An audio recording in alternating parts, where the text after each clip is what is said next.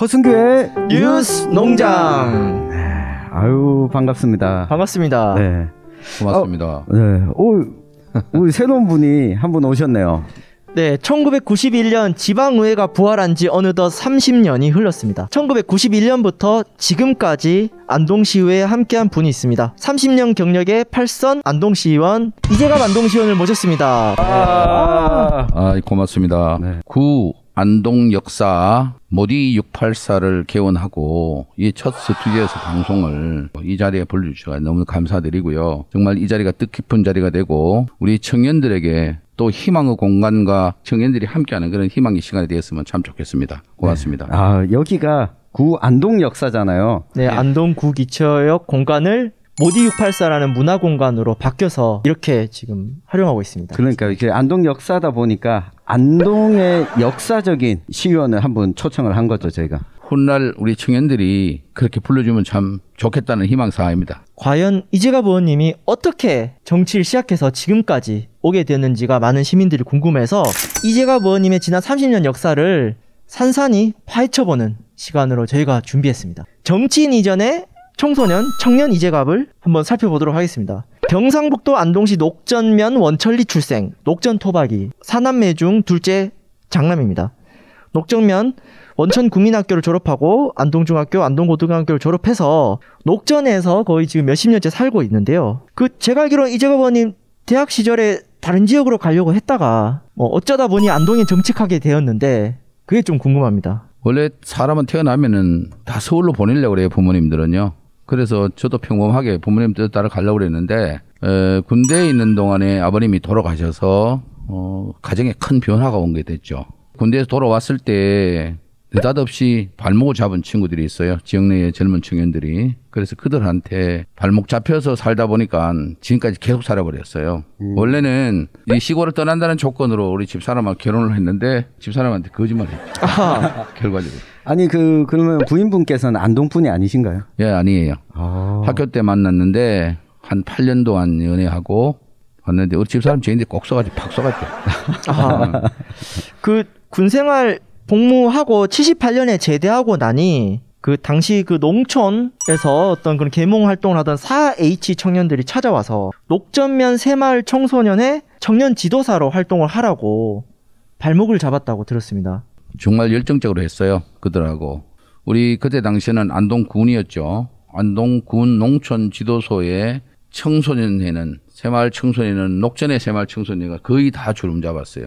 좋은 결과를 가지고 그때 당시에 경상북도지사님의 상을 받고 그 상을 받은 대가로 해외 연수를 시켜줬는데 그때 당시에 대만을 갔다 왔어요. 그러면서 실제로 견문을 많이 넓혔죠. 그 활동을 통해서 지역 내에 있는 많은 젊은 친구들하고 알게 됐어요. 교류하는 시간이 되었고 자연스럽게 많은 사람을 교류를 하다 보니까 당시에 급변하는 정치 상황 1980년대 정치가 급변했잖아요. 네. 자연스럽게 정치판으로 끌려 들어가게 되었고 정치판에서 또 잔뼈가 굵는 그런 기회가 주어졌고 91년에 지방의회가 부활될 때 자연스럽게 또 여기 선거에 참여하게 되고 그렇게 해서 지금까지 살았어요. 네, 녹전면에서 활동할 때 당시 최우수 청년 지도사 상도 받으면서 젊은 시절부터 미래 비전을 꿈꾸는 청년 지도자로서 준비된 정치인으로 계속 청년 시기를 보냈고요. 그리고 결혼하고 나서 91년도에 이제 지방의회가 부활하면서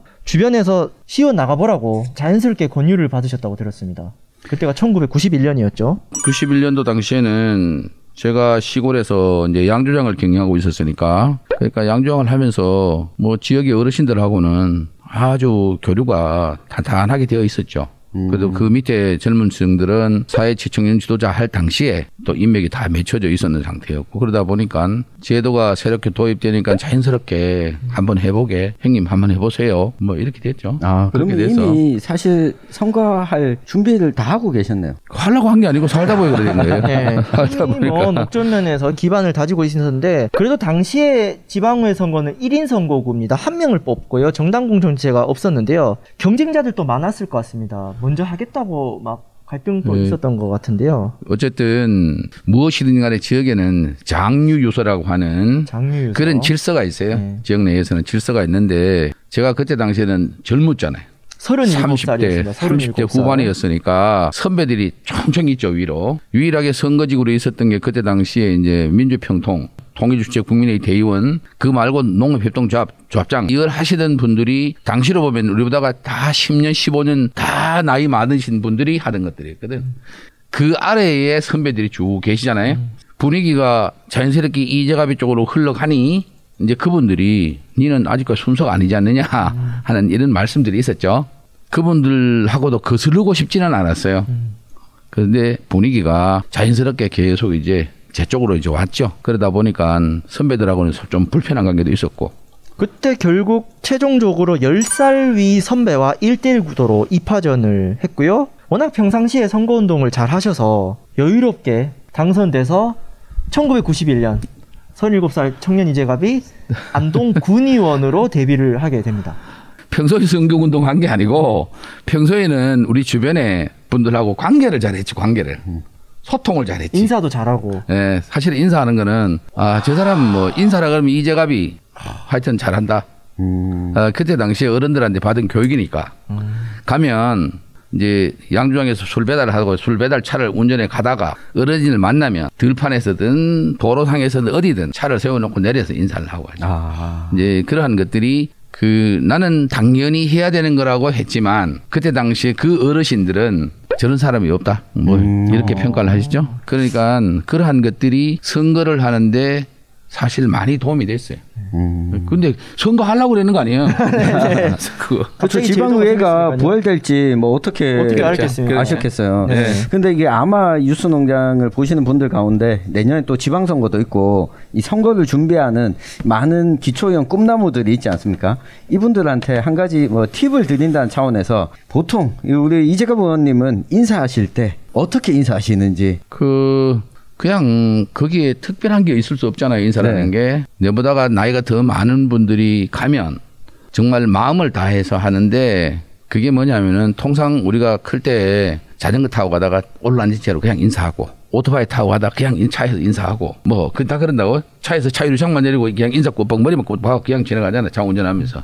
근데 그렇게 자전거를 타면서 인사를 한번 하다가 집에 어르신한테 아버님한테 이제 부지런을 많이 들었지. 어른한테 인사를 그래 하는 법이 없다. 자전거에서 내려서 해야 되지. 그러면 되느냐 하는 이런 꾸지람을 듣고 그때부터 좀 몸에 그게 배웠죠. 인사하는 게. 자전거 타고 가다가도 자전거 일단 세워놓고. 그렇지. 차에서 내려서 하시고 하고 오토바이 타고 가다도 오토바이에서 내려서 인사하고 어르신들한테 대한 그게 기본이라고. 예의상. 야, 그러면 양조장에서 배달을 못 하셨겠네요. 제 시간에. 가다가 차 끌고 가다가 아이고 시동 걸어 놓고 약간 내렸다 또 인사하고. 이제 들판에서 주로 이제 만나게 되고 도로상에서 가끔씩 만나게 되죠. 이제 만나게 되는데 저 멀리 분한테 아주 내려서 인사를 하기 위해서 내리는 거는 그렇게 드물고 도로상에 지나가는데 저 어르신은 이 차가 양주장 차주 알잖아. 네. 그러면 내려서 아이고 들어가시니까 이렇게 인사를 하면서 다시 올라타고 이제 가는 거지. 또 남는 술도 이렇게 드렸다고. 네. 그 옛날에 양주장에 이 막걸리라고 하는 것은 이 보존 기간이 짧아. 사실은 짧다 보니까 양주장에 덜 팔고 가져 들어오면 잘못하면 폐기 처분해야 돼. 네. 그러면 덜에 오다가 이게 남을만 하면 덜에 연세 많은 어르신들 일하고 계시면 가서 한 병 또는 두 병을 이렇게 그냥 드리는 거예요. 잡수시라고. 내가 가져와서 폐기 처분하는 것보다는 차라리 저 어른들한테 내가 마음 쓰는 게 더 낫잖아. 이렇게 했어요. 근데 그게 선거운동 하려고 한 거 아니야. 네. 친환경 생태 재활용 차원에서 또 행동을 하셨던 게 그렇죠. 결과적으로는 그게 쌓여서 나중에 이제 네. 사실은 득표가 됐던 거지.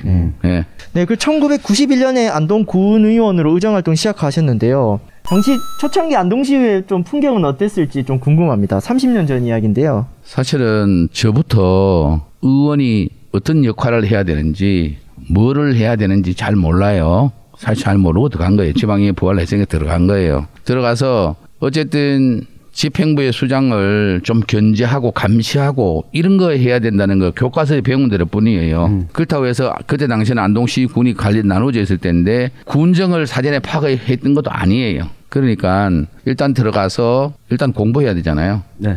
또 모르는 거 많이 물어봐야 돼요. 이회 의원에 대한 존재감도 집행부 공무원들 입장에서는 좀 무슨 거예요. 따지고 보면 과장님들 그때 당시 안동군의 과장님들 중에 내 동기 동창의 아버님들이 과장으로 계시고 했거든. 친구 아버님들이 국장 과장급에 그랬으니까 그분들이 보기에는 자식 같고 저 막내 동생 같고 이래. 아직까지 공사가 잘 구분이 안 돼 서로. 조금 약간 혼란스러운 거예요. 그럴 때 사실은 좀 나이가 젊은 의원들이 중심이 되어서 사실 많은 질문을 하게 되잖아요. 질문을 하는 과정에 좀 날카로운 질문이 나가죠.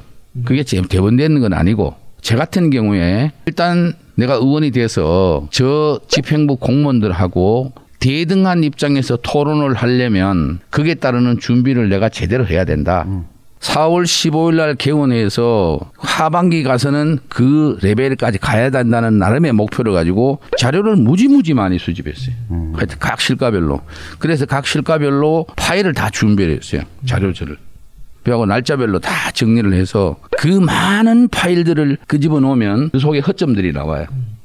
왜 그때 당시 공무원들은 뭐 그냥 달라 그러니까 줬는 거지 그게 앞에 줬는 것과 뒤에 줬는 것과 이런 데 대한 구분을 잘 안 해. 근데 그걸 받아놓고 보면은 먼저 받았던 것과 뒤에 받았던 것들이 착오들이 나와요. 그때는 정말 따끔하게 꾸짖는 그런 거리가 되잖아요. 그러면서 10월 달, 11월 달 가면서 사실은 이제 의회 내에서 자신의 위치를 확보하게 되는 의회의 위상 또 의원들의 위상을 이제 그때부터 키워가는 거예요. 그래서 열심히 공부를 하셨네요. 이 안동군의회 초대 의원이었잖아요. 사실 이게 이 많은 분들이 요즘에 뭐 지방의원들 특히 일반 시민들이 지적을 하면서 야 지방의원들 월급 너무 많이 받는다 뭐 이런 식의 이야기들을 하는데 그때 당시에는 의원 활동을 한다고 해서 뭐 고정적인 월급 안정적인 월급 이런 게 없었을 거잖아요. 이제 출무수당이죠. 네. 나오면 회의수당에 회의하는 날만 나오면 줬어요. 초창기에는. 네. 그리고 이제 의정활동비를 조금 지원해주고 이제 그래 있는 상황인데 그때 당시에는 또 의원들이 노력을 하기에 따라서 다른 게 뭐냐면 자치단체장은 선출을 하지 않고 관선이었죠. 네, 관선 시장 군수가 올 때였어요. 그러니까 관선 시장 군수는 지방의회 의원들한테 아주 불편하게 부딪히려고 하지 않았어요. 그 활동을 잘하고 열심히 하는 의원들에 대해서는 자치단체장이 솔직히 말하면 뭐 예우를 그만큼 더 해줬어요. 그래서 예산을 예를 들어서 한다 그러면 군수가 편성을 하고 남는 그 재원에 대해서는 의회에 넘겨줘요. 이거는 정리해서 군수인데 달라. 그러면은 의원들이 그걸 가지고 굉장히 합리적으로 배분해서 자기들이 필요한 예산을 군수한테 예산은 범위 내에서 정리해 드리는 거예요. 그러면 의회에서 제시하는 것이 그대로 예산에 편성되게. 그때 당시 관선 군수들이 지방의회 의원들에 대해서 가장 큰 예우를 한 게 그거예요. 저 같은 경우에는 이제 의정활동 자료를 구하기 위해서 다른 자치단체나 이런 데 다른 의회를 방문하는 계획을 세워서 간다고 하면 좀 여비도 챙겨주고 했어요. 사실 그때 당시에. 그래서 잘 갔다 오시라고 갔다 와서 뭐 좋은 것들을 좀 제안도 하고 그런 걸 달라고. 그러면 그때 당시에는 그 수당이나 뭐 이렇게 지원하는 것들로 군의원으로서 생계 유지는 가능한 정도였겠네요. 그것만 가지고는 살 수가 없어요. 양조장은 계속 양조장을 계속 하셨던 거죠. 네. 양조장했죠. 양조장은 했는데 91년대 되고 지방의회에 좀 더 몸을 더 많이 이제 하면서 양조장 운영이 어려워졌어요. 양조장 운영을 지금 어려워지는데 그때 당시에 또 주류가 소비가 막걸리에서 소주나 맥주로 이제 좀 바뀌는 타이밍이었어요. 그러면서 매출에도 많이 변화가 왔고 그래서 이제 결국은 95년도인가 이제 양조장을 매각했죠. 그때 당시에 매각을 하고 이제 96년도에 이제 먹고 살 문제를 더 고민하러 이제 다른 업을 우리 집사람이 이제 하게 되죠. 이때 가장 어려웠던 시기로 알고 있습니다. 맞습니다. 사업을 하다가 망하셨다고. 괜찮이 사는 집에 막내로 커서 생활이라는 현장에 대해서 참 이해가 부족했어요. 그런데 신랑이 이제 돈을 살림살라고 잘 안 갖다 주잖아요. 갖다 줄 것도 없고. 이러니까 양조장은 처분을 해버렸고. 그러니까 이제 집사람이 나서서 뭘 하겠다고 나섰는데 그때 당시 체인점. 국수집. 구시장 내 시장 국수집인데 집사람을 믿었고 그러니까 하게 했는데 나중에 내용들을 보면 많이 쏘갔어요. 그 사람들은 쏘가서 과다한 투자, 비싼 임대료 이런 것 때문에 결국은 이게 경영이 안 되는 거예요. 그래서 엄청난 손실을 보고 이제 정리를 하게 되죠. 전시를 했는데 그 손실이 정말 그때 당시로 만만치 않았어요. 많지 않았는데 우리 집사람이 잘 극복해줬네. 아니 근데 그런 와중에도 그 안동군 의회 의원과 안동시군 통합하면서 안동시의 의원까지 계속해서 역임을 하시잖아요. 네, 95년에 안동군과 안동시 의회가 통합이 되고요. 1995년 제1회 전국 동시지방선거, 지방자치단체장까지 뽑는 선거가 실시되었는데요. 이때 재선으로 안동시의원이 됩니다. 이때는 선거가 3파전이었어요. 본인이랑 91년에 붙었던 제도전 후보와 또 그때 당시는 농협조합장 또 하셨는데 그 반대파 분들 해서 또 치열한 선거였는데 역시나 또 당선이 되고 98년도에도 당선이 되고 2002년에도 당선이 되고 사실 4번 선거하는 동안은 우리가 이제 소선거구제를 가지고 했고 돌이켜보면 그래도 지역 내에 계시는 어르신들이 제게 큰 믿음을 가지고 계셨고 그 4번 지역의 소선거구제로 돼서 같은 면에서 4번 하는 동안 끝까지 신뢰하고 지지해 주셨다는 거죠. 근데 그거 보면 참 감사하다는 생각이 들어요. 지금도 늘상 그분들에게는 그 감사한 마음을 가지고 있습니다. 또 이렇게 어렵게 의정활동하는 동안 많이 집안 살림을 못 챙기셨던 걸로 아는데 근데 과거에는 집안을 잘 이끌어준 부인과 자식들한테 당연하다고 생각했던 시기가 있었다고 고백을 하신 적이 있습니다. 그래요. 가정의 아내와 자식은 항상 그냥 그 자리에 있는 사람들로 그리고 내 아내와 내 자식들은 다 착하고 다 공부도 잘하고 자식들은 다 그런 사람들로만 당연한 걸로 그렇게 생각했어요. 그런데 이제 요새 와서 보니 그러더라고요. 가장 자기에게 소중한 VIP는 가족이라고 하더라고요.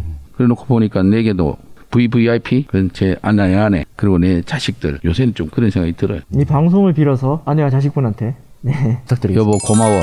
그리고 당신이 내게 정말로 VVIP야. 이거 안동군이 아니신 것 같네요. 네, 로맨티스트입니다. 네, 로맨티스트이신. 근데 우리 집사람은 안 믿어 근데.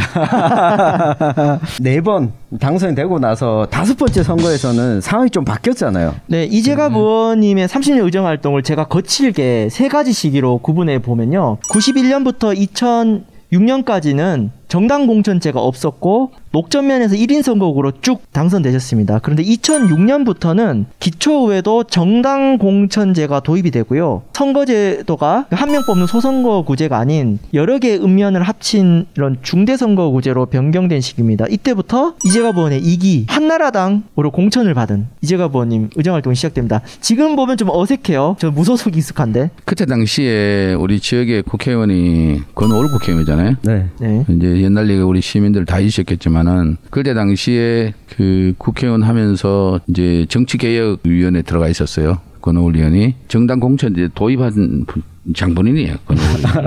네, 그래 놓고 보면 좀 별로 이쁘진 않지. 그렇지만 그동안 지역의 선후배로서 또 정치권에서 같이 했던 정치 동료로서 지금도 인연은 그대로 쭉 이어오고 있어요. 서로 간에 이어주고 서로 안부도 하고 하는데 그때 2006년도 당시에는 내가 이제 4대 후반기 의장을 하고 있을 때였어요. 어쨌든 도입한다고 할 때 적극 나는 나서서 반대하고 그러진 않았어요. 그런데 권오을은 훗날 내인데 그 얘기를 했어요. 형님 공천 안 주려고 그랬는데 내가 도저히 보니까 안 줘도 당선될 것 같고 그래서 내가 할 수 없이 줬다. 권오을 의원이 동생인가요? 4년 후배죠. 아니 그 외모만 봤을 때는 우리 이재갑 의원님이 훨씬 더 어려 보이신데. 그 친구는 안동중학교를 내보다 4년 늦게 졸업하고 고등학교를 경북고등학교를 갔고 네. 나는 안동중학교 졸업하고 원래 대구로 진학을 하려다가 이제 안동고등학교를 갔어요. 중학교로는 직계 4년 후배지. 4년 후배. 그러고 나서 2년 후에 이명박 대통령 당선시켜놓고 본인은 정작 공천을 못 받아서 2008년이죠. 2008년도에 정가를 떠나게 되죠. 네, 그리고 안동시는 이제 그때부터 이제 김광림 의원님 시대가 열리죠. 네. 그 이재갑 의원이 2006년에 녹전, 와룡, 도산, 예안 4개 지역으로 넓어진 선거구에서는 1등으로 여유롭게 당선이 되셨고요. 그리고 2008년 말씀 주신 대로 김광림 국회의원 시대가 됐습니다. 보통 이 안동 같은 특정 정당 독점 지역에서는 국회의원이 바뀌면 소통령이 바뀐다고 하죠.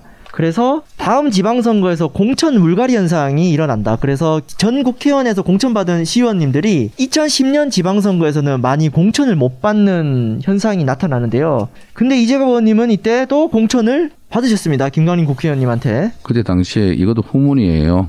저 이재갑이 고집도 시고 뭐 호락호락하게 말도 잘 안 듣고 선수도 많아서 저 공천 줘서 되겠느냐 하는 얘기가 거의 대다수였고, 또 그때 당시에 현직 도의원들이 공천 경선한다는 명분으로 공천 탈락이 되고, 실제로 시의원 중에서도 정말 잘하는 의원들 경선이라는 명분으로 탈락이 되고 이런 과정이 있었어요. 근데 그때 당시에 공천심사위원님들 중에서 저희들 친절하게 좀 정보를 좀 공급을 계속 해주셨는데, 일단 1차적으로는 공천 신청하지 말고 기다려라 하는 말씀을 해주셨고, 이제는 말할 수 있다. 이제는 말할 수 있어요. 그리고 한참 후에 내부적으로 어느 정도 이제 정리가 됐는가 보죠. 이제 공천 신청해도 좋다. 그래서 이제 공천 신청을 했죠. 해서 받았어요. 그때도 똑같은 얘기였어요. 나왔던 얘기가 이제가 공천 안 줘도 어차피 된다. 근데 그럴 필요 뭐 있겠느냐. 그래서 이제 받게 됐죠. 참 복이 많은 것이 주변에 그렇게 좋은 분들이 많이 계셨어요. 이제 그런 분들이 지금도 항상 이렇게 꾸준함도 하시고 덕담도 해주시고 그러죠. 평소에 정치를 하시려면 사람 농사를 잘 지어놔야 된다. 네. 평소에. 사람 농사. 그게 가장 중요하잖아요. 네. 네. 우리 정치 꿈나무들이 오늘 배워야 될 게 많은 것 같습니다. 사람 농사가 기본이다. 이 사람 농사를 잘 지어 놓으니까, 이 밭가리를 잘 해 놓으니까 선거 5번 동안 쭉 네. 빼놓지 않고 1등을 했어요. 네. 2010년에도 안동시의 마성고구 녹전화룡 도산예안 5명이 출마를 했습니다. 여기서도 32%로 1등으로 당선이 되었는데요. 여기서 코너 속의 코너, 이재갑의 생각, 정당 공천제 이전과 이후를 둘 다 경험한 정치인 대한민국에 거의 잘 없거든요. 근데 둘 다 경험하셨어요. 정당 공천제 이전과 이후에 좀 달라진 모습에 대해서 경험해 보시니까 좀 어떠셨습니까? 민주주의를 발전시켜 나가는 데서 그 근간은 정당 정치가 돼야 된다. 이런 데 대해서는 부정하지 않아요. 우리 지방의원들 선거를 할 때 꼭 정당 공천제를 해야 되느냐에 대해서는 저는 개인적으로 좀 의문을 가졌습니다. 정당 공천을 받든 안 받든 정말 시민들이 어떤 사람을 요구하고 있는가, 그 시대가 요구하는 사람이 어떤 사람인가, 이런 것이 상당히 중요할 거라고 봐요. 정당 공천제가 지금까지 크게 기여하지 못했다고 봐요. 지방정치의 발전이라든가 지방자치의 정착이라든가 이런 측면에서 봐서 여기에 대한 근본적인 우리가 다른 고민을 좀 해봐야 된다고 보고요. 정당 공천제하고 그 이전에는 사실은 지역구에 있는 국회의원님들하고 적당한 긴장관계였어요. 적당하게. 그렇죠. 네. 그리고 사안에 따라서는 그 속에서 서로 아주 강력한 토론도 하고 또 다른 문제 제기도 하고 이런 관계였지만은 정당 공천제가 도입한 이후에 정당 공천을 받았던 의원들에게 과연 그게 가능했는가 하는 이런 문제는 오히려 지방 정치 발전을 오히려 역행했다. 그런 측면에서 묵시적으로 그냥 국회의원의 뜻을 이래 쫓아갈 수밖에 없는 그런 구조. 이거는 우리 시민들이 냉정하게 바라봐야 되는 문제. 그렇다고 봐요. 예산안 심사를 한다. 그러면은 예산안이 의회에 올라오면 그 예산안 보따리를 싹 안고 의원들이 저녁에 별도로 여간방을 얻어서 한 장 한 건씩 넘기면서 하나씩 다 거기서 뽑은 토론을 해. 토론하면은 이제 관계 공무원들이 와요. 현장에도. 그 여간방까지 와서 거기서 자유롭게 토론하는 거예요. 진짜로 이 예산에 대해서는 검토해야 돼. 재검토해야 된다. 이런 것들이 자연스럽게 토론하면서 나와. 의원들 간에. 정당 공천제가 도입되면서부터 그런 문화는 싹 사라져 버렸어요. 그게 그래서 국회의원이 뭔가를 지시해서라기보다는 의원들 스스로 그러니까 눈치를 보게 암묵적인 눈치를 보게 되는 게 있다는 거죠. 그러니까 그 예산서 속에 국회의원들이 어떤 형태로든 관여가 돼 있다고 보는 거죠. 또 그럴 수밖에 없어요. 우리 또 시평부 입장에서는 특히 이제 국비 사업이라든가 이런 거 할 때는 사전에 이제 국회의원들하고 협의도 해야 되고 거기에 대한 내용을 있으면 변화할 때마다 이제 다 항상 이렇게 보고를 같이 해요. 시장한테 보고하는 내용이라든가 이런 데 그만큼의 수준으로 다 같이 동대등한 입장에서 이제 보고를 드리는데, 그렇다 하더라도 공천제 그 이전에는 의회, 지방의회 내부가 자연스럽게 그런 공론장이 가능해요. 공론해서 토론하는 게 굉장히 편안한 토론을 했다고 의원들 간에. 그래서 그 속에는 그 안에서도 이제 의장단 선거라는 게 이런 게 있기 때문에 그 소리는 항상 이렇게 좀 갈림이 있어요. 패거리가 있다고. 그럼에도 불구하고 토론을 해. 이 시정을 놓고. 이제 이 정당 공천이 시작된 그 이후에는 그런 문화가 어느 날 없어지는지 모르겠어 없어져 버린 거죠. 그래서 그리고 의원님이 예전에 지방 의원들의 목소리를 반영해서 중앙 정치에 반영하는 뭐 이런 의미로 정당 정치가 활용이 된다면은 정당 공천제도 의미가 있을 것 같은데 그런 문화를 전혀 보여주지 못하고 있기 때문에 또 현재 제도에서 한계를 보여주고 있는 것 같습니다.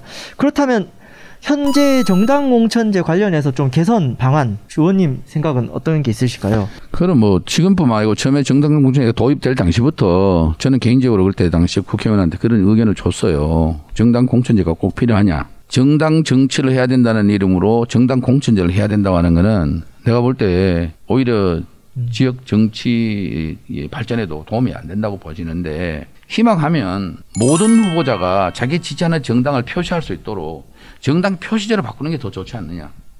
정당 표시제. 그렇지. 네. 어떤 정당의 당원이다. 이제 그러니까 내가 지지하는 정당이 어떤 정당이라고 하면 그 정당 표시를 선거 공보나 선거 벽보에 표시할 수 있도록 이게 자유를 가서 그렇게 하는 게 맞지 않느냐 하는 그때 당시부터 이런 얘기를 저는 했어요. 이미 정당 공천제로 제도를 끌고 가는 국회는 뭐 그걸 그대로 가져갔고 지금까지 시행하고 있죠. 들어보면 우리 국민들 70% 이상이 정당 공천 폐지돼야 된다고 하는데 그런 얘기는 국회는 안 들리는가 봐요. 그렇죠. 그러니까 의원님들이 아직까지 공천제를 그대로 유지하시는 것 같아. 네, 이 국회의원들 입장에서 지방 의원들은 이 본인의 중요한 선거운동은 있잖아요.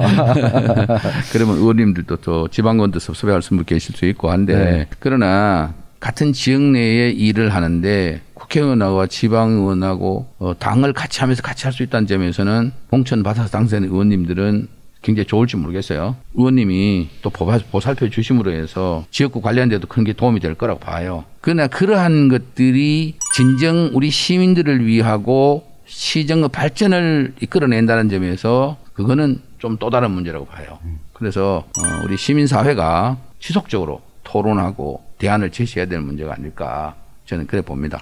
네, 정당 공천제 하면은 폐지냐 유지냐 이 틀을 못 벗어나고 있는데 이런 정당 표시제와 같은 어떤 대안들도 얘기해 주셨고요. 현재 정당 공천제에 대한 더 나은 개선 방안은 많은 논의가 필요할 것 같습니다. 네. 여기서 잠시 광고 나가겠습니다. 이런 30년 경력 시의원의 안동시의원 이재갑 의원님을 모시는 행사가 준비되어 있습니다.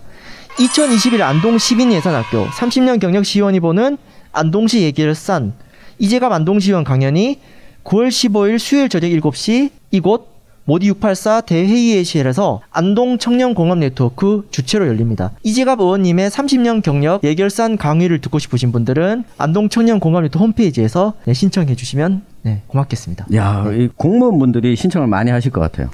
지적당할 내용이 뭔지 미리 좀 파악하고 싶다.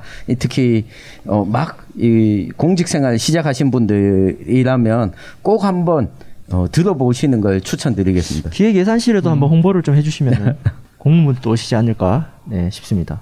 우리 시청의 공무원들은 어떤 것이 더 좋을까에 대해서 잘 알고 있다고 봐요. 그리고 우리 의원님들도 이제 알 만큼 다 알아요. 근데 단지 모르는 분들이 누구냐면 시민들이 모르죠. 시민들이 많이 아셔야 되고 이제는 판이 바뀐 이 시대를 그야말로 50% 이상을 시민들이 직접 뭔가를 할 수 있게 해줘야 해요.